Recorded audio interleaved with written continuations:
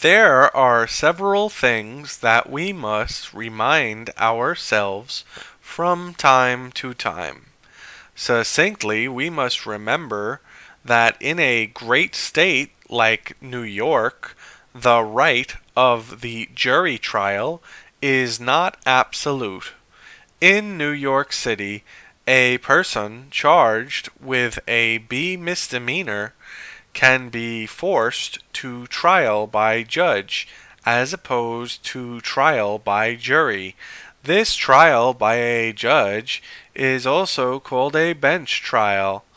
This can be confusing for a layperson like myself because we are taught that in America a person must be found guilty by a jury of his or her peers before he or she may be convicted of a crime. There's no shame in holding this belief, as Article 3 of the American Constitution and the Sixth Amendment suggest that one must be tried by a jury. The Supreme Court of the United States decided that the right to a jury trial only pertains to serious crimes.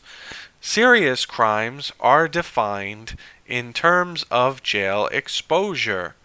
If the potential jail time is 6 months or less, a crime is not serious and so does not need to be tried by jury. Even more fascinating is that the jail time is looked at per offense.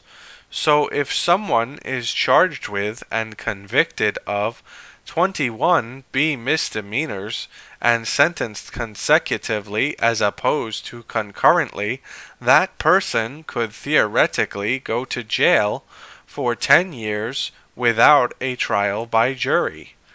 I think the best way to find out what the American public think of this concept is to publicize it. Obviously, all of this information is available publicly and can be found easily in an internet age. The problem with nearly infinite knowledge is that we take it for granted and don't challenge our beliefs to see how accurate or inaccurate they may be. As I said before, from time to time, you should remind yourself that there are things that you may believe or take for granted that are not true or not completely true. Ignorance certainly has its place in life, and we cannot always search for every answer all the time. But it is worthwhile from an academic and philosophical perspective to question yourself, question what you believe. When you're finished questioning all of that, question it again. Great things can come from an inspiring, honest mind. One does not need to be a genius in order to innovate. One need only be reliable, persistent, and considerate to become an agent of change in the local, state, national, or even international communities.